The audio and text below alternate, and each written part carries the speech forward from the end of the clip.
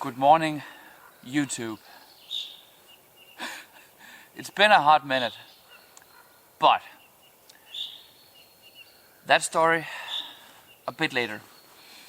There has been a call from the mothership in the land of Texas, US, and I have answered. Meandering Maker, warriors, Viking lords, chieftains across the world have been summoned to Asgard. Almost. But there has been a very kind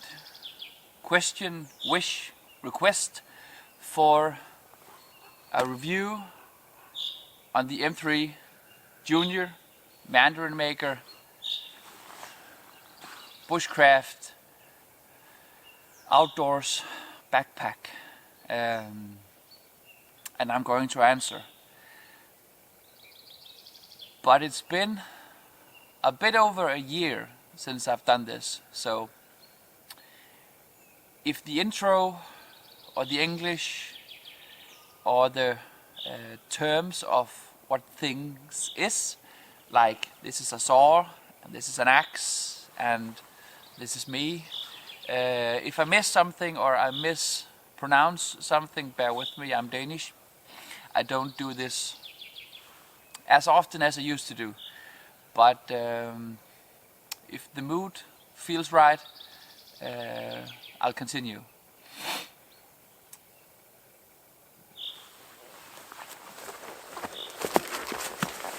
But how do you review a backpack when everything you need is in the backpack? So if I go to camp and I unpack everything, then you can't see what's in. So we're gonna wing this. Bear with me.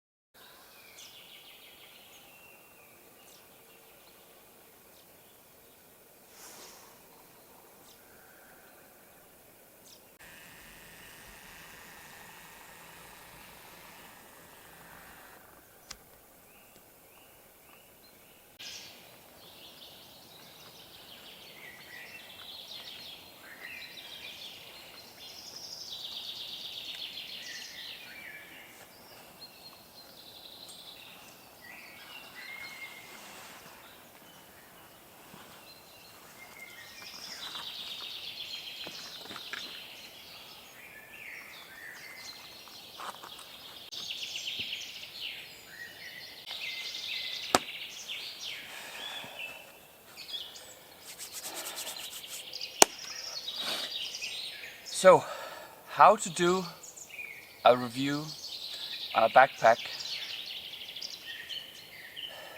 I've done it before. Let's see if I can do it again.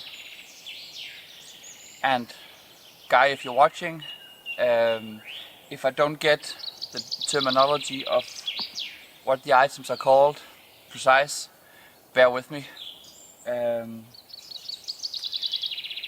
First of all, I believe that everything on here is made out of high quality waxed canvas, thick, sturdy, robust, easy to maintain leather, brass and love. You can get a backpack in every country. You can get a backpack to go here and do what I do almost everywhere. You can just load up a duffel bag, throw it on your back, hike in, unpack, and do what I do. So why this? Short story. I'm old. I believe. I'm old in the Meandering Maker outdoor community. This is my third backpack from the man himself, and each time I get amazed. Each time I get a fizzling sensation of somebody made something for someone else that knows how the outdoor life works, knows the essentials of what to carry, knows the conveniency of having items attached in front pockets, axe sleeves, side pockets, small pockets over the side pocket, sturdy bedroll straps. Someone made this with love and perfection and attention to what it is that we do here.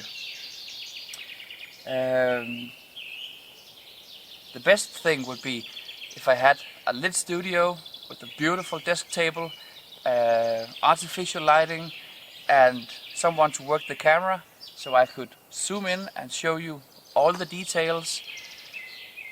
But here, being me, my own cameraman, my own forest, it's not that easy as you would think. I don't think a rundown on every pocket and every feature would be what you need. I'm sure there is fully described on Guy's webpage, the Meandering Maker webpage, features, specs, size, materials, and whatnot. What I'm going to show you is real life use.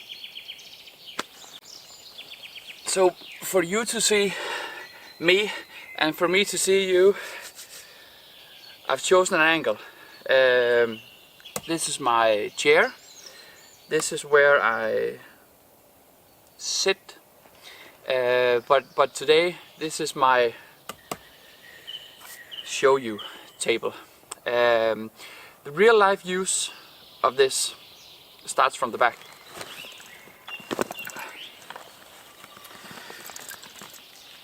I am 182 centimeters.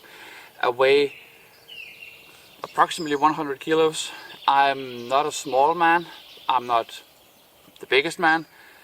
But fitting a backpack on me with different types of layers, thick Icelandic wool, knitted shirts, wool anoraks, puff jackets, fleece jackets, wool shirts, in different layers and in different combinations, needs a backpack with something that won't rip. This is leather.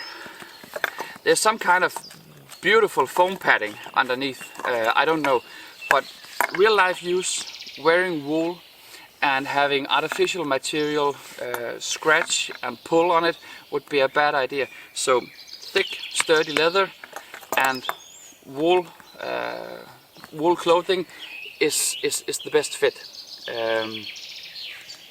It has a chest strap or sternum strap. Keeps the shoulder straps from sliding away and keeps the backpack fitted on my back.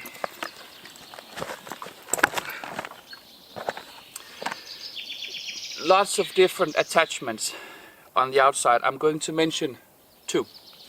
The lid.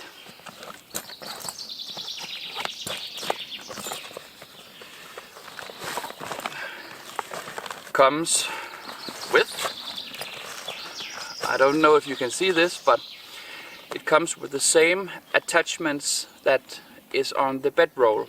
On the bottom there's two, on the top there's one, so that I can string a bedroll strap or a leather strap here, and I can attach a small sheepskin or a rain jacket or a lightweight tent if I wanted to, in a waterproof bag if I needed that.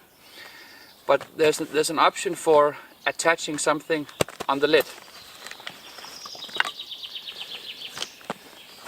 We're going to pause for a moment because I'm going to remove some items from the bag. So I removed my lunch from the backpack because that's not interesting for this video. If I edit this to a YouTube video, I might add it as a blooper on the end because I'm just stupid. Okay, next up.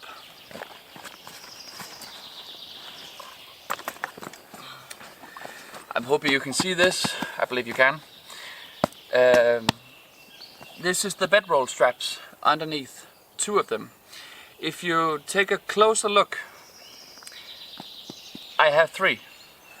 And that's because, first of all, the middle one is cinching the large mouflon sheepskin together, so it won't roll away when I unbox it or open it, and it keeps the extra long bedroll straps safe, so I don't have them dragging on under me or somewhere else. I asked for extra large straps because sometimes I throw a reindeer under this and then you need them. So when I let it go, it doesn't go anywhere.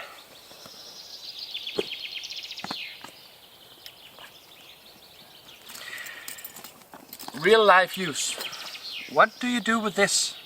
How do you place this? Do you just let it hang or let the bag sit on it? I do this. Strap this one under here and then I just throw it under that one. So here, there, and under the last pocket. So if I place the backpack now, this is folded.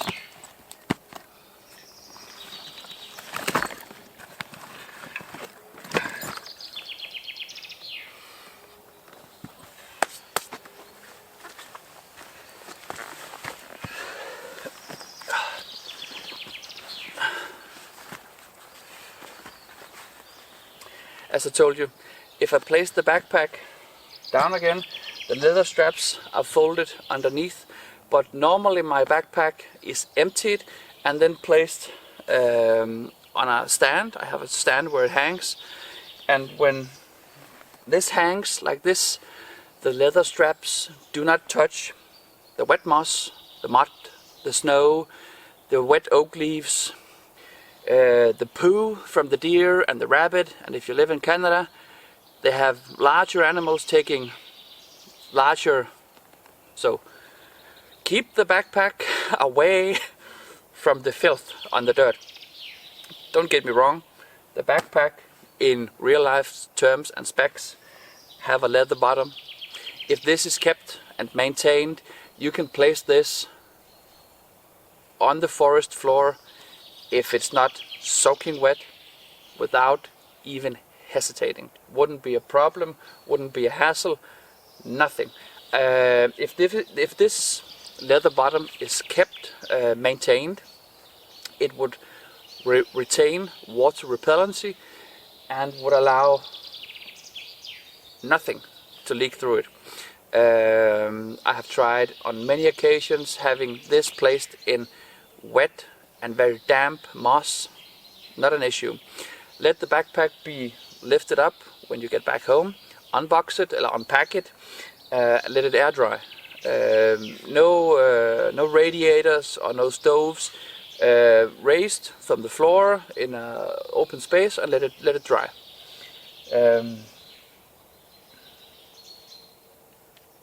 Yeah.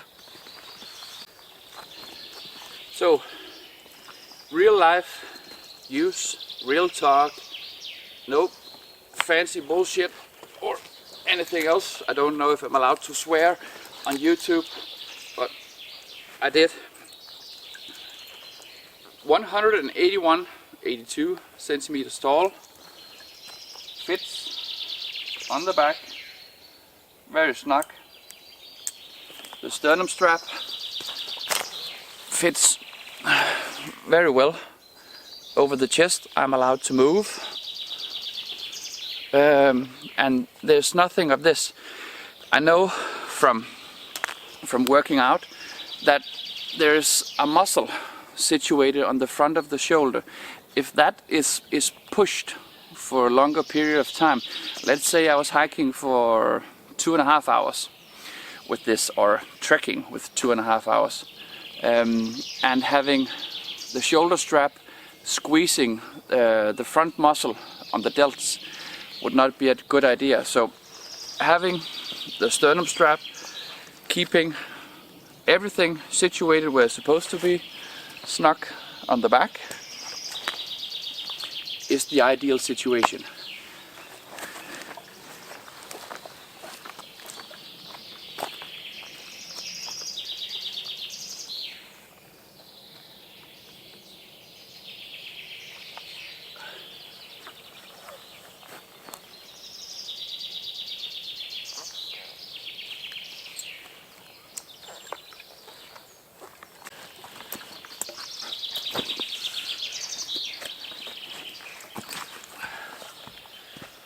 So I'm just going to browse very quickly over the features that I like. My favorite: side pockets. I don't know the liters, but in this I have the Pathfinder 2-liter canteen. Fits like a charm. This is the pocket that is open from behind. The other pocket, first aid kit. I always carry the first aid kit so you can reach it. Once I get to camp, I open this, and all there is a pull strap and my first aid kit. Always there. This is the side pocket that is sewn together on the bottom. Fits my silky.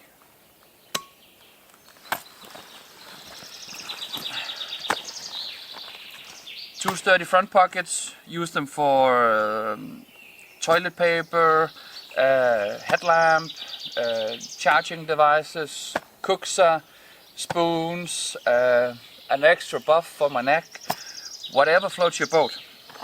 I have a small black carabiner attached to the paracord webbing on the side. This is just something I added. I keep an extra 15 meters of 550 paracord and two very sturdy leather straps for leather cordage, for if something should came up and that I needed it. Sometimes I use these for tying together long pieces of firewood when dragging them back to camp.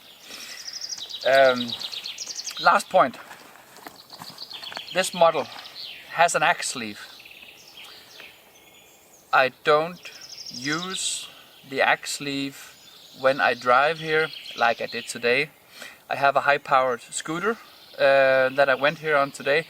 So today the axe is head down in the backpack, so only the bottom part of the handle is up. If the axe was situated here, it would be hanging, making it impossible to sit on a saddle. If I go here by car, this axe is placed here in the car, in the trunk, and when hiking in, either in my hand or here. It's perfect for walking. I would recommend something in the forest axe size, boys axe size. You don't put a 20-inch, 28-inch or 31-inch 4.5 pound beast of a Tassie here. It's not what it's made for.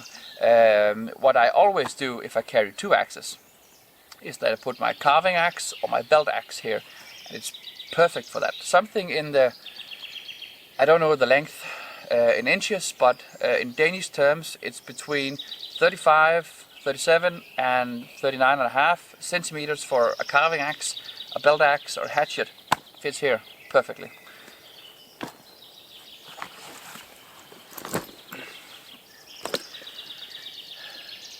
So this is real life.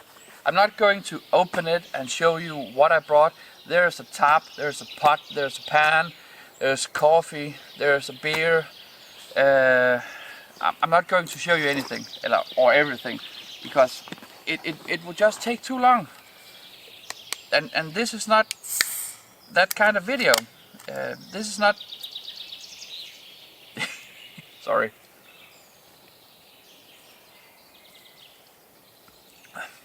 I'm going camping today, so why not? But it contains whatever you need for a day trip or a light overnighter, depending on what kind of gear you pack. This is my coffee pot, and this is solid as a rock. It's not supposed to be small and lightweight and take up less space. If I wanted to, I could bring a small titanium cup, a small gas stove, and a slim water bottle and instant coffee. But who would go make a campfire and bring instant coffee? So bear with me. Real life, real experience, real view, real feel. I love it. I absolutely love it. So from Denmark back to the mothership. Cheers. And see you hopefully next time. This is me. Yeah, I'm filming right now. I'm almost done. What? Tell them about the axe? No, different video. Yeah, I'm sure. Absolutely sure. Okay. But just this one time. Cool. For those of you who didn't notice, I brought a new axe. Surprise. See you next time with this one.